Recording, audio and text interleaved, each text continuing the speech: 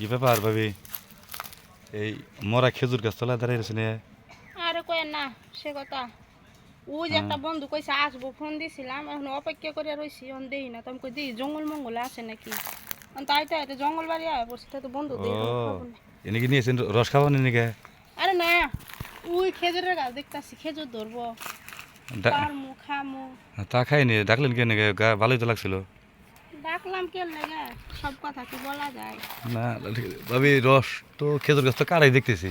N হলো হ্যাঁ, রস রস। খাইছি রস কোনটা খাওয়াবেন? ওই খেজুর গাছের ডা না আপনার ডা? ওই খেজুরের গাছেরটা। ওটা তো এখন তো ভালো হবে না, এই যে হালিকে ঠগরে মগরে ভাবে নষ্ট করছে। আপনার রসটা তো ভালো লাগবে মনে হয়।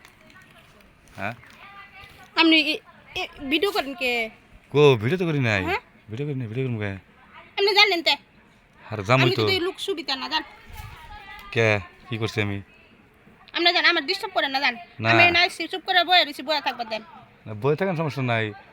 ওই পাগল ছাগলটাকে এনে এনে রস খাওয়াবেন, আর আমরা সুস্থ সবল একটা ভালো একটা দেবর থাকতি আমাদের কন্যা আপনারা আগল পাগলটাকে এনেন। বুঝি না তো বিষয়টা, বুঝলাম না কিছু। এমনি বোঝা লাগবে না কিছু। কে? এখন যদি আপনি রস খান হুম। তাহলে এই যে আমার গাছ আছে গাছে উঠা রস পারেন আপনিও খাইবেন আমারও দিবেন। মানে আপনি কোনটা করেন? আমি তো ভাবি ওই ওই গাছের রস খাম না, আমি আপনার গাছের ডাকাম। এটা তো আমার গাছ।